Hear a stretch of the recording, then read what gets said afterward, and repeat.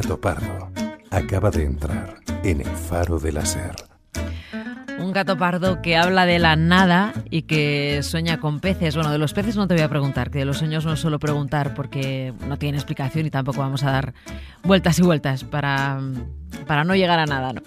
Pero sí que te quiero preguntar, para arrancar la conversación, por un seudónimo. ¿Cuál eliges?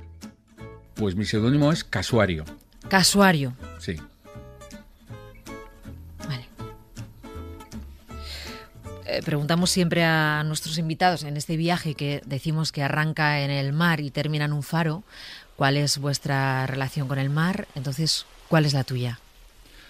Pues el mar, en vez de encontrarlo yo, me encontró él a mí, porque viviendo en Asturias está presente. Entonces, mi recuerdo de mar son sobre todo playas infantiles, tipo la playa de San Lorenzo de Gijón, Rodiles, el Sablón en Llanes, muchas playas que están ahí como desde antes de que me acuerde. Pero me vienen a la cabeza dos recuerdos un poco contraproducentes relacionados con el mar. Uno fue en 1986. Yo fui en autobús a Londres, desde Oviedo a Londres. Es decir, por carretera llegabas a Calais, en Francia, cogías el ferry, pasabas a Dover y luego de ahí a Londres. En el viaje de vuelta el barco se movía cosa mala, o sea, había mucho oleaje y yo no soy nada intrépido, ni mucho menos todo lo contrario, pero a mí no me afectó. O sea, todos los pasajeros del autobús estaban vomitando literalmente y yo me comí unas alubias con tomate. El cocinero de la cantina mirándome, hombre curtido en 1000 batallas. Aplaudiendo, ¿no? Cucharada para adentro y él te aplaudía. Pensando, venga, valiente. No, yo pensaba, ¿este perturbado qué hace aquí? Has dicho... He vivido en Asturias, ¿no? Pero ¿tú dónde naces? ¿En Asturias o en Madrid? ¿Naces en Asturias? Nací en Madrid por casualidad. Sí. El segundo cumpleaños ya lo hice en Oviedo y ahí estuve hasta los 40 años y luego para Barcelona. ¿Cómo era tu casa en Oviedo? ¿Cómo la recuerdas? ¿Cómo recuerdas, pues eso, la casa con tus hermanas? Pues era una casa bulliciosa, muy festiva. No había ningún tipo de horario. De hecho, yo tardé en irme de esa casa porque era una fiesta continua. Mis padres con mucho cachondeo, 3 hermanas, que mucho alboroto, yo era el mayor. Ellas se fueron yendo, yo mantuve ahí la plaza en casa, pero todo era fácil, todo era cordial, no había presión de qué teníamos que hacer cada uno con nuestra vida. De hecho, yo recuerdo que en plena carrera me fui. A ver, el titular es expectante, es expectativo, pero luego no fue para tanto. Me fui a dedo a Argelia, en medio del curso del cuarto curso de la carrera. Y mis padres lo aceptaron con naturalidad. O sea, yo creo que ellos veían que yo más o menos tenía un plan en la vida, que era mentira, no tenía ningún plan, pero veían que, o sea, apoyaban las causas absurdas en las que nos involucrábamos mis hermanas y yo. Fíjate, has dicho, no soy especialmente intrépido. Lo de irte a Argelia a dedo igual... ¿Rompe con... ¿Es la excepción que confirma la regla o qué? Bueno, pero fíjate, claro, hablo del año 90, o sea, era por supuesto, pre-internet totalmente, pero fíjate qué desastre de viaje, que salí con un amigo a dedo de Oviedo, salimos, durmió en casa de mis padres esa noche anterior, salimos como a las 10 de la mañana a hacer dedo a la salida de Oviedo hacia Madrid, y por la noche volvimos a casa, porque nadie nos cogió en todo el día. Nadie se tuvo misericordia de esos dos perturbados ahí de llevarnos, aunque fuera hasta León, aunque fuera. Y entonces al día siguiente dormimos otra vez y al día siguiente pillamos un tren hasta Algeciras. O sea, era un viaje totalmente... Yo llevaba un mapa Michelin, sabía dónde quería llegar, no llegamos exactamente, yo quería ir al sur de Argelia, simplemente porque había visto una postal de cómo era ese desierto y una postal física de cartón. Y dije, yo quiero ver esto en directo. No llegamos porque, claro, fueron 2 semanas largas de viaje, con muchísimas aventuras, pero bueno, con esa sensación de que te da el manto de invisibilidad de la juventud eterna. Entonces todavía no había problemas, no había habido las famosas elecciones que luego el FIS ganó y... podías ir por Argelia caminando con toda tranquilidad. Bueno, tú naces en el 66, ¿no? Eres sí. Hijo de la década de los 60. Sin embargo, tu historia está muy vinculada a los 90, ¿no? Que es cuando eres pues treintañero, cuando empiezas a viajar, a moverte, tus primeros trabajos. Pero yo te voy a llevar a un escenario un poco anterior, que es a esa biblioteca que regenta don Julio. Uf, joder, qué momentazo, qué emoción.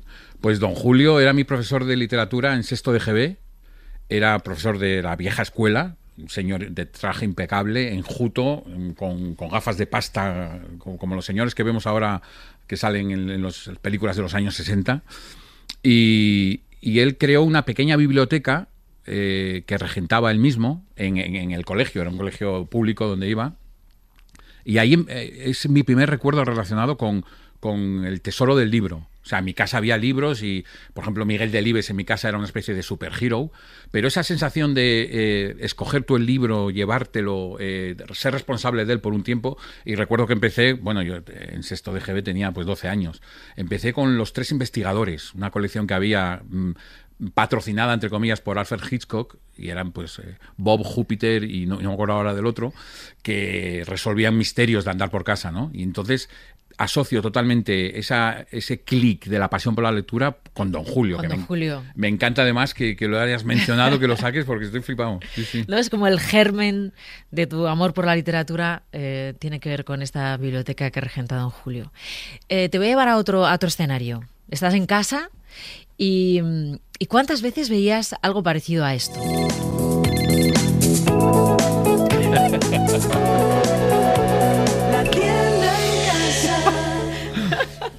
Madre mía, la teletienda, por favor. Sigo haciéndolo. O sea, todavía hoy estaba recordando un aparato que se llamaba el Butatrans, que era una especie de carretillo para llevar las bombonas de butano. En los primeros años de teletienda, en el año 90, en los primeros años de privadas en España. Pero es que yo empecé antes viéndola por parabólica. ¿Pero por qué? ¿Qué tiene la teletienda que te deja completamente atrapado? Pues tiene un mecanismo como perfecto. A ti y a todo el mundo, ¿eh? No Sí, te sí, pregunto sí. a ti en concreto. ¿Por qué teletienda atrapa al espectador? Claro, es que es metatelevisión, en realidad. O sea, es televisión dentro de la tele y tiene unas normas no escritas muy visibles, pero que a la vez se basan en el bucle en repetición, ¿no? Luego tienen un experto que viene a visitar al presentador del espacio, el número de teléfono que sale cada poco. Luego, claro, muchas veces sale la leyenda: no disponible en tiendas. No me extraña, porque son aparatos que normalmente no valen para nada. Pero comprabas, alguna vez picaste y Bueno, compraste, porque luego tú escribiste un reportaje sobre teletienda o sobre la tienda en casa, sí, ¿no? fue el inicio de... El inicio de tu trayectoria. O sea, yo escribí ofrecí un reportaje a La Nueva España, el periódico de Asturias, sobre los campamentos de Tinduf, del Polisario, cuando fui, la segunda vez que fui a Argelia. Sí. Pero lo ofrecí porque necesitaba un periodista para ir en ese viaje. Y el segundo artículo dice: ¿tienes algo más? Y dijo: sí, la teletienda. Y les mandé un artículo de teletienda y dije: ¿a ti te gusta la tele, no? Y yo: pues sí, bastante. Oye, pues ¿por qué no escribes sobre tele y tal? Y claro, hay productos tan absurdos, tan fuera de todo lo común, que claro, dices, ¿cómo puedes estar media hora hablando del Papan Seal, ¿no? Que extraía el vacío, el aire de las bolsas de comida, o de Personal Power, que eran 30 cintas de cassette para cada día del mes, con la cual ganabas dinero, hacías amigos, te relacionabas mejor, te convertías en mejor persona, hacías ejercicio. Y claro, solo ver la mecánica de eso a mí me parecía fascinante. Yo me sabía... Claro, por supuesto, el call now, que decían para que llamaras al momento. Sí. A ver, ¿por qué Pepe Colubi se ha puesto casuario de seudónimo? El casuario es un pájaro que hay en Nueva Zelanda, que es rarísimo. Es un pájaro fascinante, es una especie de una mezcla entre emú y avestruz, no vuela, tiene unas patas como de dinosaurio, enormes totalmente. Pero existe. Existe, sí. Son unas patas de tamaño desproporcionado para el tamaño de su cuerpo. Es más pequeño que un avestruz, es como azulado, tiene una especie de callo huesudo encima de la cabeza, una especie de cresta, pero de hueso. Es feísimo. Le cuelgan por aquí una especie de lenguas así a lo pavo. Es un pájaro que parece un error del sistema. Entonces, por eso me gustó identificarme con casuario. Ah, sí. Oye, ¿qué tenéis que ver en tu familia con Alsa? Pues Alsa, mi tío era dueño de Alsa, era el creador y dueño, Pepe Cosme. De la cadena de autobuses. Sí, era el hermano de mi madre, era. ¿Y eso te marca? El que, no sé, en tus ganas de viajar, en tu naturalidad a la hora de coger y bajar de autocares, de autobuses, hace poco alguien puso un tuit, ¿no? Si no has vivido una historia de amor con Alsa de por medio, es que no has vivido una historia de amor o algo así era. Claro, yo creé parte de ese imperio viajando en Alsa, pagando religiosamente. Pero claro, el Alsa era la manera, o sea, y de viajar dentro de Asturias incluso, ¿no? Que a veces hay viajes dentro de Asturias que duran más que irte de Oviedo a Madrid. Pero bueno, marcó, cada casualidad quiso que fuera mi tío, pero vamos, no me marcó especialmente para viajar. Oye, te voy a poner otra imagen que tiene que ver con la tele, pero quiero que lo visualices viéndolo con tu madre. Vale.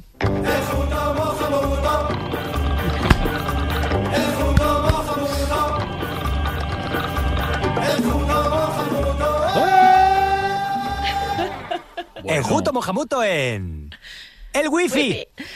Bueno, ¿qué le pasaba a tu madre con Muchachada y con Enjuto mojamuto? Pues era súper fan de los chanantes en general y de mojamuto especialmente. Entonces siempre que acababa Muchachada Nui... Cuando lo ponían en la 2, entiendo, la 2, ¿no? Sí, en la 2. Yo la llamaba y teníamos una especie de teleforum sobre el programa del día, sobre el gañán, era muy fan.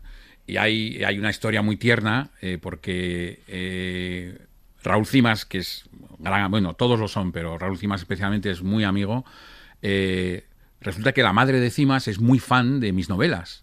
Entonces Cimas y yo arreglamos un intercambio de merchandising. Yo le mandaba a su madre mi novela y Cimas le mandaba a mi madre merchandising de Muchachada Nui. Esto suena muy triste, pero lo cuento desde la alegría. Mi madre enfermó en el proceso porque Cimas es lento enviando las cosas. Yo envié la novela al momento. ¿La primera novela tuya? La primera, California. Y cuando llegó el pack que era de merchandising, que incluía la segunda temporada en DVD, una bolsa con el logo de Muchachada Nui, una chapa de enjuto, mi madre estaba ya en el hospital, estaba ya mal, pero llegó a verlo y murió muy poco después. Y entonces en el funeral con mis hermanas decidimos poner encima del féretro en el tanatorio la chapa de enjuto mojamuto para... sorpresa, claro, había gente muy mayor allí que se acercaba a presentar sus respetos y de pronto veía esa chapa de enjuto ahí mirando desde el ataúd de mi madre y mis hermanas y yo estábamos convencidos de que lo celebraría allá desde la otra dimensión. Ellos lo saben, los Muchachada, claro. Los chanantes lo saben, claro. Esta imagen es muy bonita, además, ¿no? El DVD llegó firmado por todos los chanantes. O sea, por Areces, por Joaquín, por Cimas, por Julián, o sea, todos, Ernesto, lo habían firmado dedicándoselo a mi madre. Y eso lo vio mi madre en el hospital. Y fue un momentazo inolvidable que siempre llevaré conmigo. Pero es que además es tener un humor muy particular, ¿no? Porque... yo creo que los chanantes son de nuestra generación y de los que vienen después, pero quizá la gente de la edad de tu madre lo entendería ella y pocos más, ¿no? Muy pocos, que es que, bueno, mi madre tenía 80 años cuando veía Muchachada Nui. Sí. O sea, y siempre lo fue, siempre había sido súper moderna, súper adelantada. De joven, claro, hablamos de Atapuerca, había estado de au pair en Bélgica, en Inglaterra. O sea, era una mujer con mucho... Había viajado a México, a Nueva York, una mujer con mucho mundo y con una visión curiosa de la vida que yo creo que en parte he heredado. Esa especie de curiosidad y esa especie de visión irónica y distancia sarcástica sobre todas las cosas, ¿no? Incluso las más graves. Ella solo leyó, por tanto, tu primera novela, California, ¿no? Sí. Luego ella fue testigo de tu paso por televisión. Sí. Ilustres Ignorantes ya estaba cuando ella estaba... Ilustres empezó el mismo año que salió California. Pero antes yo estuve 2 años en Channel número 4 con Boris y Ana Siñariz y ella lo veía. Y ella lo veía. ¿Y le gustaba verte en la tele? Sí, no, y además Ilustres también lo veía y no había ningún tipo de reparo, todo lo contrario, estaba muy, muy orgullosa. Pepe Colubi, hay una imagen también que he leído que cuando tú descubres el Google View y empiezas a buscar tu calle y tu casa, te parece ver una imagen y es la imagen de tu madre. Exacto. Pero ella había fallecido hacía 2 años. Sí. ¿Esto es así como...? Es literal y además, todavía con más detalle, yo estaba sentado en la silla donde ella solía sentarse, en una especie de sala de estar, donde ella veía la tele y tal. Yo estaba solo en esa casa, ella había fallecido hace 2 años, yo estaba en su silla.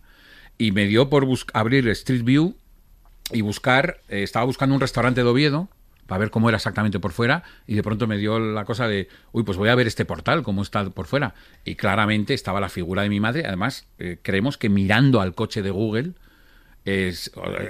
Google pixela los rostros, pero se ve perfectamente, reconocimos la ropa, la postura, el cuerpo, la pose, la mirada, y fue un momentazo o sea, con mucho menos te hace Spielberg 10 películas. Pero fue un momento como de decir, ostras, y yo lo curaba con eso, ¿no? Que es como un mensaje del más allá, para decir que sigue estando de alguna manera. Y luego eso lo publiqué, y a raíz de eso varias personas me dijeron que habían pasado experiencias similares, que se habían puesto a buscar sus casas o sus calles, y habían encontrado gente, si no fallecida, gente conocida, por lo menos. Bueno, mira, he leído Dispersión, tu nueva novela. Gracias. Que me lo he pasado muy bien, la verdad. Es muy divertida, bueno, un poco en tu tono, sí. El tono con el que se te reconoce como escritor, pero me ha hecho pasarlo muy bien. Y tiene algunas frases que me gustaría repasar contigo. He apuntado lo de poco futuro ni ganas. Yo tenía como poco futuro y tampoco tenía ganas de tener demasiado futuro, ¿no? Algo así. Sí. Es una especie de... Porque, bueno, eso, vamos a explicar un poco, ¿no? La novela cuenta la historia de Pipi, que es tu alter ego. Sí. Pues eso, en los 90. Ya llega a la década de los 90 y se lanza al mercado laboral. Al mercado laboral con pocas herramientas. Tiene un título debajo del brazo, pero que ve que no le vale para nada enseguida. Pero es que además él tiene... Esa frase que decías es un poco como el carpe diem radical. Es decir, él tiene un optimismo que es imbatible. Es como un entusiasmo por la vida, por la música, por los conciertos, por los bares, por el sexo, que le convierte como una especie de superhéroe, ¿no? O sea, él no tiene ningún tipo de plan establecido en la vida, y por eso es tan imbatible, porque cualquier adversidad que le llega, él la analiza, la rodea, la salta, la abraza, sigue para adelante, y cada 1 de mes resetea. Entonces, él tiene como una aspiración en la vida que es pasarlo bien. Incluso en los trabajos, aunque sean precarios, pasarlo bien y vivir para trabajar, no al revés. Por eso, de ahí el título, que es una palabra que siempre me ha acompañado mucho, que es dispersión, que es como estar un poco, vivir en lo difuminado, tener varios frentes abiertos y no sentirse presionado por una meta muy concreta. O sea, estar disperso en la vida te calma. Sí, por lo menos te quita presión. O sea, si no tienes muchas expectativas, no te puedes defraudar a ti mismo, que es al primero al que tienes que contentar. Entonces, si algo sale bien, lo celebras. O sea, yo lo decía una vez en Ilustres, que era la vida son como grandes esfuerzos para obtener logros minúsculos que celebras con euforia desatada. Entonces, pequeños logros pueden ser muy pequeños, muy minúsculos, muy del día a día, pero lo celebras porque es un logro. Entonces no tienes un objetivo así como muy rimbombante por encima que te presione. Hay otra frase también que define todo esto que estás diciendo, que se vivía en el durante, ¿no? Siempre viviendo en el durante, sin pensar en llegar a ningún lugar. Que es verdad que tú te acuerdas, bueno, eres de la generación X, ¿no? Sí, total. ¿Te acuerdas de aquella campaña, los HASP? Jóvenes, sí, aunque suficiente o sobradamente preparados, ¿no? Que te provocaban también una presión de tienes que ser el número uno. ¿Cuánto crees que se parece esta generación de ahora, de los millennials que has citado antes, a la nuestra, a la de los 70, a la de la gente que también vivió una crisis? Ahora la gente no se acuerda, pero claro, también no salías de estudiar, no había trabajo, todos eran trabajos precarios, era imposible que pudieras independizarte tú solo, te ibas a compartir piso. O sea, ¿cuánto crees que se parecen estas dos generaciones? Yo creo que toda generación, en cuanto al número que representa, tiene unas similitudes. Es decir, al final, tener 20 años casi da igual dónde los tengas, si los tienes en los 90, en los 80, en los 2020, porque hay una cosa que se llama manual de instrucciones que no trae la vida. Entonces, tienes que combatir con tus armas. En mi caso, y en el caso de Pipi ya es extremo, pero en mi caso yo soy consciente de la suerte que he tenido, porque no he tenido grandes agobios al no tener grandes ambiciones, también me conformo con poco o con lo mínimo. Pero entonces, no es porque recibieras una gran herencia, ni porque tuvieras la posibilidad de vivir de las rentas. Tú hablas de ir viviendo de lo que vas ganando. También has dicho muchas veces, yo prefiero ser freelance, yo no quiero tener un trabajo fijo. Sí, yo me acuerdo una vez que me ofrecieron un trabajo, fue un momento de inflexión y ahí de pronto también la figura de mi madre poderosísima, porque me caló enseguida. Me ofrecían un puesto de dirección intermedia en una gran empresa que conllevaba venirme de Asturias a Madrid y la jefa entonces, ya prescrito, puedo contarlo, la jefa que quiso enseñarme el despacho que iba a tener. Tenía mucha confianza con ella y me empujaba al despacho y yo me agarraba al marco. No quiero esto. Y la oferta económica era importante, pero había una cosa que era el horario. O sea, había un horario inflexible que era entrar a las 9 de la mañana, cosa que yo no había hecho jamás. Esto fue hace muchos años. Y se lo comenté, por supuesto, a mi madre y me dijo, era abril, me acuerdo. Ahora en abril tú en Madrid mueres de calor. Y entendí perfectamente que me quitaba la presión porque Pipi sí lo tiene en la novela, ¿no? Siente que le ha fallado de alguna manera a los padres cuando recurre a ellos económicamente, puntualmente. En el sobre. Sí, exacto. Y él siente, joder, ellos querían un hijo y tienen una ONG, esto no puede ser, ¿no? Entonces, yo entendía ahí perfectamente el impulso que me daba mi madre a decidir en base a lo que a mí realmente me pidiera el cuerpo. Pero yo empecé a trabajar a los 18 años, es decir... he dicho que no a cosas muy puntuales, pero más por motivos así, ¿no? De madrugar, de condiciones, etcétera. Pero siempre he estado trabajando y esa es la gran suerte que he tenido. En los 90 yo creo que había más dinero que ahora, pero había la misma precariedad. Es decir, los trabajos de freelance, de becario, de tal, existían, pero yo no he tenido un contrato en mi vida. No he tenido vacaciones pagadas, no sé lo que es eso, y tardé mucho en cotizar porque es que eran trabajos como a lo mejor muy intensos. Por ejemplo, trabajo que me encantó en los 90 era el Festival de Cine de Gijón. Yo estaba en la oficina de prensa y eso fue una experiencia única que no podría, porque era el mes de noviembre solo.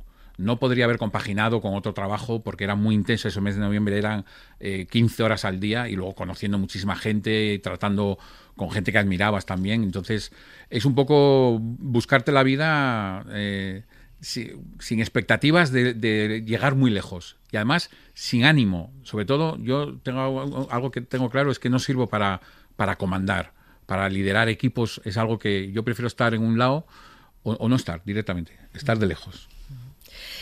Bueno, nos quedaríamos toda la noche, pero tenemos que ir despidiéndonos, Pepe Colubi. Cuando te preguntaba por la nada, decías, yo creo que antes de nacer no hay nada y después de morir tampoco hay nada. ¿Estás convencido de esto o te gustaría creer que hay algo? Estoy bastante convencido, quiero decir, y además es una cosa como empírica. Yo creo que realmente si hubiera algo, de alguna manera lo sabríamos. De alguna manera alguien habría tenido el impulso de contactar desde el más allá. Me es más cómodo pensar que no hay nada. Lo que sí hay es la ausencia de los que quieres, el rato que no están, el rato que puede ser muy largo o muy corto.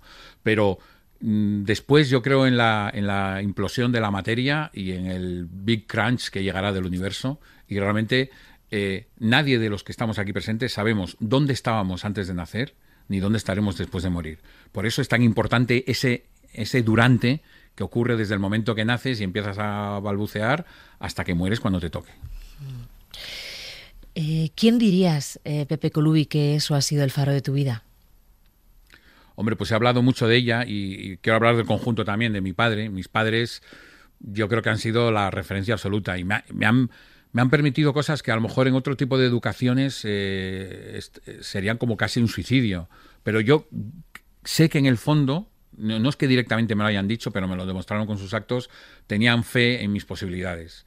Ellos me mandaron a California a estudiar COU, que fue también un punto de inflexión decisivo. Eso también me hace mucha gracia porque dices, claro, me di cuenta de que lo que yo veía en las series de televisión era real. Ellos eran así. Yo estaba viviendo en una familia así, como la que veía en las series, ¿no? Con todo a lo grande, abrir la nevera, sí. Batidos, bollería congelada. Hay un detalle que lo cuento en la novela en California que fue crucial, que fue la mosquitera en la puerta. O sea, primero abrías la mosquitera y luego la puerta de la casa. Y tantas referencias, ¿no? De alguien despidiéndose con una mosquitera en medio. Sí. Yo estaba con la mosquitera ahí como si fuera tontico. Bueno, oye, no lo he dicho, pero es que la novela también es un recorrido por toda la música de los 90. Hay muchísimas referencias musicales. Cerramos siempre con una imagen que es con el invitado en un faro, acompañado de quien tú quieras, ¿no? Es bonita la imagen porque el faro está siempre en un lugar muy estratégico, en un litoral, siempre está oscuro, pero está la ráfaga del faro, cada una con su propia cadencia y con su propio ritmo, ¿no? Entonces, si ahí tuvieras que elegir estar con alguien, con una o varias personas y sonar una música, ¿con quiénes estarías y qué música pondrías? Pues estaría con los abandeños, porque así somos un montón de gente, pasándolo bien. Bueno, que tocaran ellos, entonces, ¿no? Pero que tocaran una canción de Rage Against the Machine. Vale. Killing the Name, por ejemplo. Pero que yo también llevara una capita blanca, como la que ellos llevan, y el aire nos meciera como Batmans blancos sobre el acantilado. Pepe Coluy, ha sido un placer tenerte aquí. La verdad que lo he disfrutado muchísimo. Agradecidísimo de la invitación, de verdad. Buenas noches. Buenas noches.